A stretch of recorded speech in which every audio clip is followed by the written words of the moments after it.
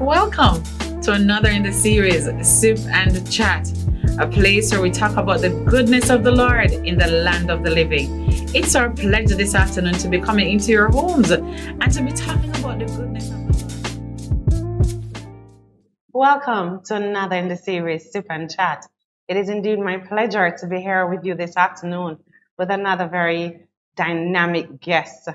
Nelson Mandela said that courage is not the absence of fear, but how we triumph over it. And today, I want to we're going to be talking rather with a young lady who has been through a lot in her short time here on planet Earth as we continue to celebrate the accomplishments of young women all across the island. And I think I've been blessed, to be able to have had the encounter with this young lady and just to watch her blossom into the young woman that she is today and the lives that she's been impacting in her small, small time here on planet Earth. And so today we want to welcome Miss Moya Dale to the show. Welcome, Moya. Thank you for having me. Yes, it is indeed a pleasure to have you on the program. So I just want you to tell our host today, this month, for the rest of the month, we'll be celebrating women, looking at the accomplishments of women, both in a number of different spheres, in technology and so on, and in business and in the spiritual world as well. But we're also looking at young women and just how they have been able to survive life. I mean, adulthood, the transition, and all kinds of things. And I know you have had some very interesting experience, and it is my pleasure to have you on the show today. So tell us, who is Maya Dale? Moya Dale is a resilient individual. She's very relentless. I am a choreographer, a teacher by profession, and a professional dancer as well. I do a little bit of everything, swimming. Sometimes my hobbies include singing, netball, you name it, I do it. I'm very energetic, very outspoken, and I love the Lord also. Excellent. That's quite a mouthful.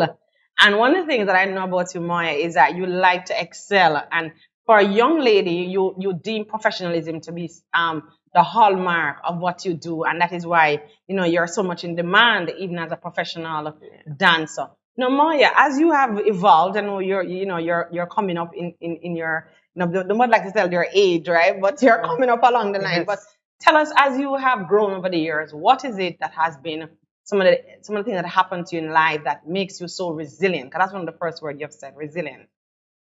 For me personally, it starts from, as I said before, I was very outspoken, and sometimes that can be taken the wrong way. Right. So I would get in trouble a lot at school. I would get kicked out of about 3 high schools in Jamaica, and but that always drive me to know that I was never that person. I was just perceived that way at times. Not saying that I was always right, but I feel like if other persons, were more kind and willing to give me like a second chance, I would have excelled. But based on those experiences that I went through, it stirred me to keep pushing, keep looking for the stars, keep looking for the moon. I know that I can do all things through Christ who strengthens me. So that's why I'm very very goal orientated, and just I know what I want.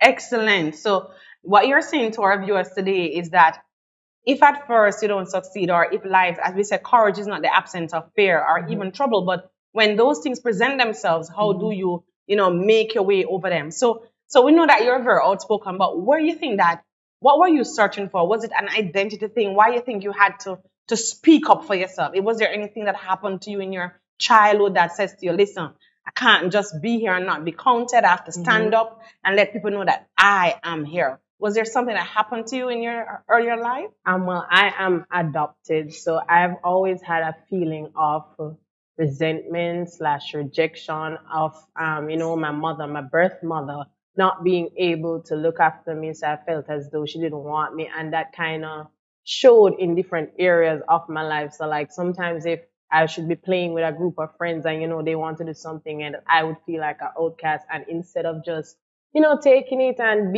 I would react to it in a certain way that would cause me to get into trouble a lot of times. All right. So that's very, very important. So from very early, even though you didn't probably understand at that time, you knew you suffered from rejection because you understood at the time that when you adopted that you were going to be adopted. Yes. And so as you grew into from a child coming up, you knew that but my own biological mother that gave birth to me didn't want me, but there's somebody. And so you felt that you had to stand up to defend yourself. And as you grew older, it affected you in how you related to others. So what I'm hearing you say now is that sometimes in our relation with other people, especially as young adults, we need to first find out, is this person just rude like that? Or is it that something happened to them? Would you say that that is important? Yes, because there's a lot of impactful persons in my life that I actually looked up to that actually gave me a second chance to let me think that, because when I was giving these problems or these issues were coming up of me getting kicked out of school, me being quote unquote disrespectful to my peers or to superiors overall, there was always this lady, Dr. Nicolene DeGrasse Johnson, that used to just inspire me from Edamani College. And she used to always say, Moya, I know that this is not, yes, you're rude, but you have purpose in you. My own mother, she used to always instill in me and say that, you're going to be an ambassador for children. You are going to speak to the nations and all of those stuff. So with the kind words and the positive overpowering the negative things that persons say, that really helped me to kind of think and know that I was not this all bad. I had good in me as well. Oh, great, great, great. So what we're understanding, and I think it's so important for us to understand that a lot of times when we see kids in school acting out, right? We say, boy, it's their, them just bad, or we write them off. But what I'm hearing you saying that, you are who you are today, an accomplished young lady, because somebody gave you a second chance. So what we're saying is that you would say to somebody then that give somebody a second chance. How do you relate to children now when you find them being disruptive? That's a very, they always say the pot always cussing the kettle. Right. I used to give my parents hell, and used to give the teachers hell. Now, seeing that I'm a dance teacher, just a teacher overall, there's days when I work with a lot of younger children, and there's days when the young kids is just like throwing their tantrums, and I have to be like, in my mind, I want to be like, don't start now, But then I remember like, okay, I used Who to you do this were, still, right. so I just have to calm down, think, count to 10. If it's even to count to 10, 1 to 10, take a breather, and then say, okay, let's try it a different way, and just give them a second chance. Because it can be either one of two things. You can go toe to toe with them and get no results, or try and, cooperate with them and get a better result. Excellent. So out of your experience, when you were young and having to deal with that kind of, you acting out and you being to some extent rebellious, you have been able to use that as your own guide, your booklet that you can now interact with students. And sometimes when we have bad experiences in our life or we have different ordeals, we find ourselves, wow, why me? Why me? But I think a good learner, a good influencer, is one who is able to use those experiences and say, hey, this is going to be my stepping stone to impact lives and to be able to make a difference. So not all that starts bad necessarily ends bad. All right. Now, Moya, this is an exciting part I want to ask. You're very beautiful and I must commend you. You look so well. Yeah, that's your own personality coming out there. But talk to us a little bit. You're young and you're a Christian, correct? Correct. Now, as a young Christian, beautiful girl, what are some of the challenges that you have? Some of the challenges in Christendom, firstly, I would say is the things of the world that fascinates you. So I have a love for dance. I have a passion for dance, but dancing can either be good dancing or bad dancing. Good in the sense to say, you're dancing, you're using your gift, you're using your talent to represent the kingdom of God and doing kingdom building activities. Right. Dancing in the sense to say, Just not gyrating, whining, going on sound boxes, partying. Not saying that the persons who go to parties are, all bad, but that's just not your scope. Christian living and trying to please God and to hear well done, thou good and faithful servant. Yeah, that's kind of not my thing. So that's one of the challenges, because I know that sometimes for some person it's just the beat, and once you hear your beat, you put on your Bible, you bust to dance, and you come back, right? Yes. So that is still a challenge for you, because usually people who are like that, usually it's about the beat and the rhythm and so on. No, so dancing is so being able to separate yourself from the things of the world and what you do. What else you find challenging? How about the boyfriends? Yes. Okay, so my mother is a very big part of that as well. She's always saying to me, boy, I want my grandchildren, when are you going to give me my grandchildren? I'm not saying you must go out and marry anybody just like that, but you need to start dating to plan it. And I'm like, Mommy, men will always be on the earth. I can always have a child. I don't want nobody to put a time on my life. Okay, just Okay. let me live a life. But it also plays in with being a Christian as well. Most men these days, not just Jamaica, but overall, they're not looking for relationships, Christian building and growing together. All they're really looking for is sex. Mhm. And for me, following the Christian rules, following the commandments and the teachings of God is no sex before marriage. And sometimes when they don't want to wait, that causes arguments, problems. And then again, I'm very goal oriented. So I have this vision for my life and I don't feel like I need to detour for love when that can be found later on. Oh, very, very interesting. I hope lots of young people are listening. So for you, it's what is important now. And you're very goal driven and you want to accomplish those goals. So you'd say to young girls who are in church, what would be your message to young ladies who in church who say, my body have burned me, I'm gonna want somebody? What would you say to those young people who say, boy, 2023, the signs of the times are everywhere. We see things falling out the sky. We see all kinds of deviation based on Matthew. What Matthew talks about would happen in the last days. What would you say to them? Do they rush to get married, or do you still say to them, wait on the Lord?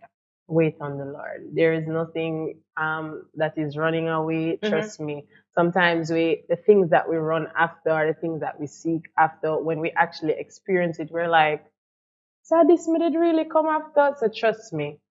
As I said before, men will always be on the earth. When one dies, another one comes into the world.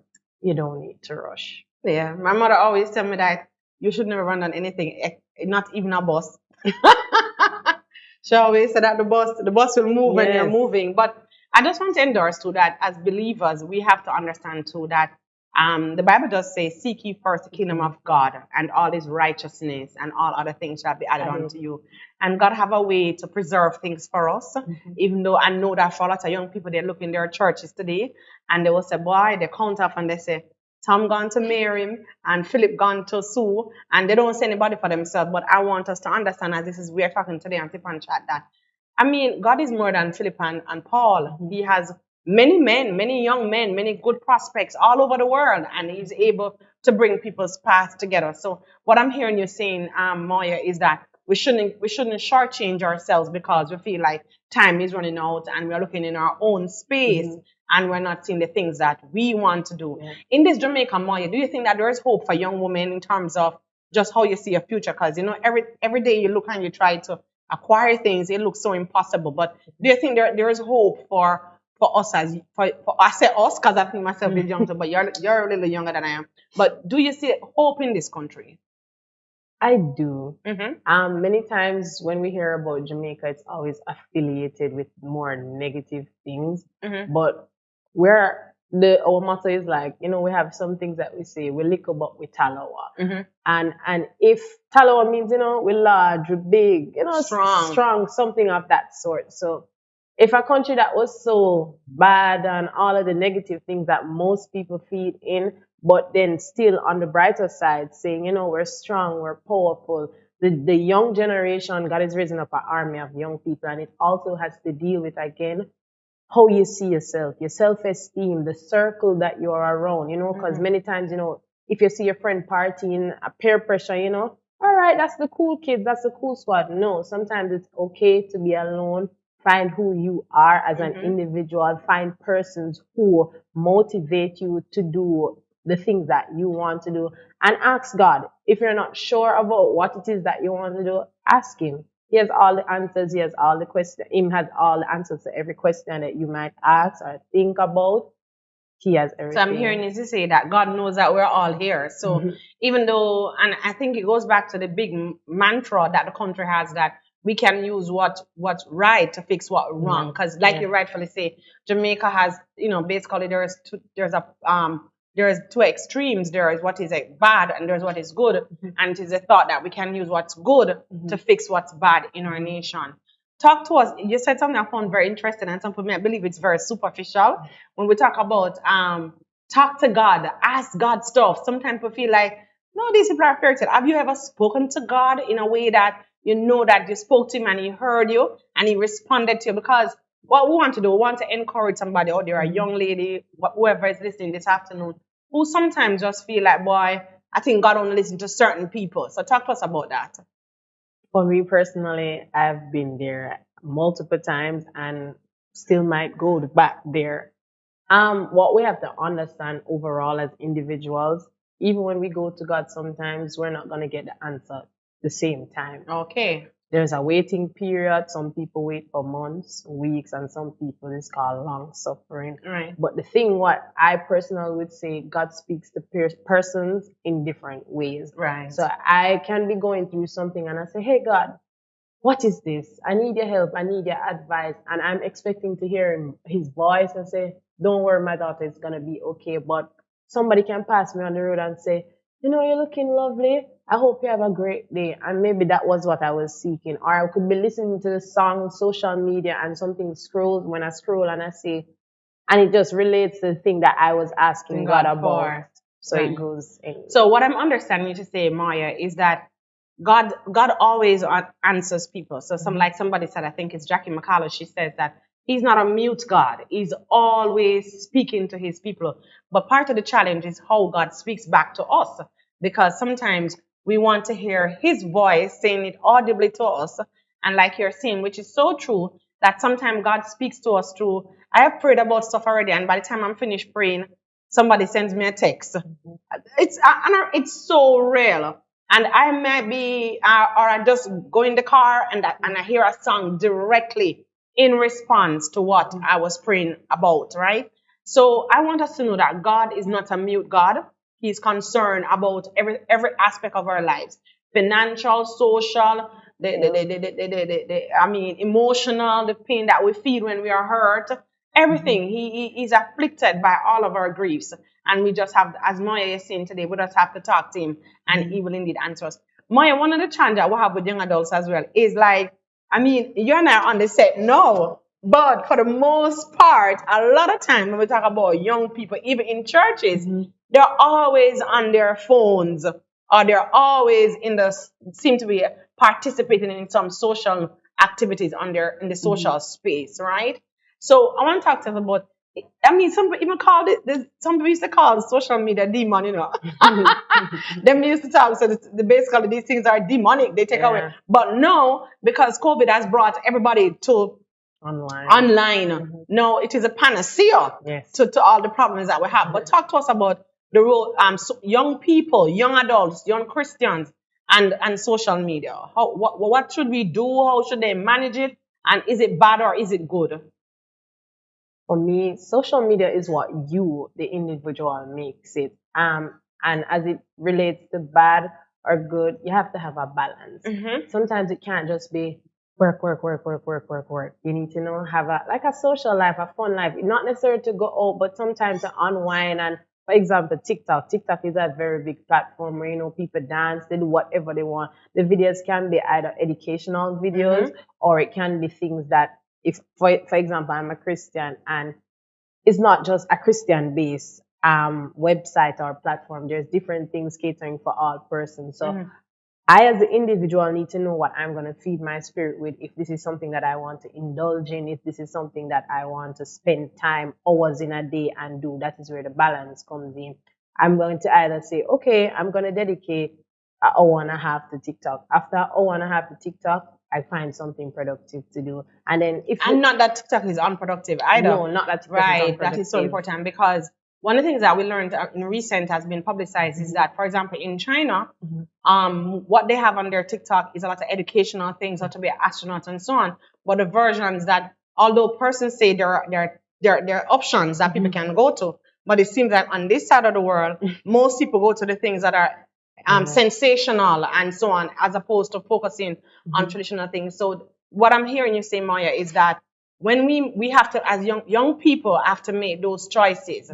What is it that they want? So, because I'm thinking too as well, and you can correct me, if they weren't watching it on social media, they would find somewhere to secure the information. Am I correct? That is true. So it's about young people saying, okay, I've always remembered in church we were told that what you feed will live, what you starve will die. So if you feed your spirit man will grow. And if you starve your flesh will automatically come into alignment. And I think that's very important for young adults to understand as well. Because if you are young and single, for example, and you're going to bed and you're listening to baby, I've been in and out, you're creating those romantic atmospheres and stuff like that. Knowing that you're single and the only companion you have in your bed is the pillow, then you're going to have a challenge. But if you feed your spirit man, so to speak, and mark you can do that if you can manage it. So I'm hearing you say that you need to learn how to just feed your spirit so that your spirit will grow and allow not your flesh to overcome all the challenges that you go through. Moya, talk to us about your role as a dance teacher, as a teacher overall, and how has that helped you to just be able to fulfill some of the promise, some of the things that you think God has called you into? For me, dancing has always been a place of safety. And when I say a place of safety, meaning when everything in the world just gets too much or just overbearing, I would normally just either in my room find a dance studio, turn on the music, close my eyes, and I would just move and just be free and just, release some steam. That was just my way of coping. So when I started teaching, my first school that I taught, I was 14 years old. Wow. Yes, I taught the Queen's High School at 14 years old. I had no teaching knowledge. I used to just go to Edna. I used to just dance in my house, do a lot of flicking on the wall and all of that. So actually, so you went to Edna when you were up at Edna when you were 14? No, I went to the junior department at Edna Oh, Manley College. okay. So I went there from a baby till I was big. And they really taught me a lot. I had to do ballet, modern, folk, all the different genres, and they taught me the techniques and all of that. So based on the things that I had learned from Edna Manley College, I just took the little knowledge that I knew about dancing and said, you know what, let me try this teaching thing. Little did I know that teaching dancing was just not 5, 6, 7, 8. It was also dealing with the students' problems as well, because not all the students that you have are okay Right, and well, right. you have persons, they're teenagers just like me, but I didn't really walk and tell persons my age because I always feel like age is just a number and we should not let it define our capabilities as humans. So I used to always say, no man, I'm here for you guys. So they used to come to me and tell me, Miss, this is happening, Miss. And I'm just like, in my mind, I'm like, I'm just here to teach dance, but I had to be someone of influence them or encouraging them to say, hey guys, I use dance and dance helped me. I'm not saying that you should use dance, but I think you should find something that helps you, grasp the things, like get away from things that hurt you, anything that you feel discouraged in, and just live a little. Oh, that's excellent, Moya. That's excellent. So, and so from very early, from a very young age, even though you were disruptive in your early life, you understood that God had a call on your life. And I guess now when you look back, you recognize that those distractions were to detour you from your destiny, but you were purposeful in your mind, soul, and spirit that listen, what God has for me, it is for me. And so I want you to talk to me a little bit now about when you encounter struggles and obstacles that seem to just make you feel like you can't make it. What is it that props you back? Like how you're Power Rangers, and when the enemy, I don't even know the correct name of the enemy that attacks in Power Ranger, but I know that sometimes when the enemy, the opposition comes against those the Rangers, sometimes they'll come together as a Super Ranger. You see them morphing back together. So talk to us, Moya, about when you encounter your own challenges, your adversarial path. What is it that morphs you up together and and gives you that strength? I would firstly like to believe that I'm like a tree planted. I can't be moved, but everybody needs somebody. Right. So I'm of the impression, as I said, I always think I'm strong, but when things normally get overbearing for me, I either isolate myself, which is not a good thing. I isolate myself for like months. Nobody hears from me, or I cry. Before you go any further, just tell our audience why. Because a lot of people always say they take away themselves and they want the isolation. But explain why you think it's not good. For me personally, as I said, no man is an island and no man stands alone. Sometimes the thing that I could be going through, somebody has already gone through it, or somebody else is going through it currently. And either we can help each other, or the person who has gone through it already can give us advice and say, hey, I've been there, I've done that, I'm a living testimony, and look at me now, I'm here, I'm standing, I'm surviving. Yes. So that's why I say sometimes it's not good to stay alone, but then there's time. The reason why I stay alone, because sometimes you don't want to feel like a burden when you're going through your struggles, when you're feeling down, you're feeling low. You don't really want to project that on persons, your circle, or just overall. You don't want to feel like you're draining anybody's energy. So for me, that's why I normally stay away. When I say I cry, sometimes God, you don't need to talk for God to hear you. Tears are language. Yeah, He understands every single thing you do. So sometimes when I cry, it's just me saying, I've had enough. I'm tired. I don't have any words, but this is just me crying. God, do something for me. Or other times, it's just a song. I'll be there feeling low, and then I listen to a song and I look at myself in the mirror and I'm like, girl, get up. Look at you. Why are you here crying? Like, what is happening right here? You need to get up. So, yeah. So what I'm hearing you say is that trials are real, problems are real, and what we have to do sometimes, and there's a reason why I paused and I want you to speak a little bit about this whole isolation issue, because one of the things that we have found out is that sometimes our situation forces us into seclusion. And when we go into those seclusive moments or those isolated moments in our own lives, sometimes the spirit of depression or the feeling of depression comes down upon you. And then because we don't talk, because Jamaica has a culture of fabricating things. And so we don't want to talk about what's happening to us. We don't want anybody to know that, oh, I'm going through this and I'm going through that. And then we silently die because we don't want anybody. So that is one of the reasons I wanted to talk to us about why personally you felt that this idea of just being by yourself wasn't important, because sometimes it's out of pride that people don't want to share and so they just need a little time away. Where, like you rightfully say, if they made an effort to find somebody, because everybody needs somebody. Boy, Moya, it's really so good talking to you on the program. It always goes by so fast. But I'm praying that somebody is really blessed by your accomplishments. Must commend you. I mean, I've had the opportunity to see you interacting with young people. Although you look, as I say, you look like a little child yourself sometimes when I stay with them. Teaching children to dance and how they respond to you. So continue blazing your trail. As we say on Sip and Chat, we like to bring some unsung heroes to the fore so that people can know that, you might not have a big title, but in your own way, you're creating an impact in the lives of young Jamaicans. And so I want to, on behalf of the whole team, I just want to tell you to continue doing what you're doing, because you don't know, like the thing says, your reward will be sure if you faint not. There will be distractions, but one of the things that I've learned is that we need to feed our focus and starve the distractions. Until next time, let us continue to sip and chat.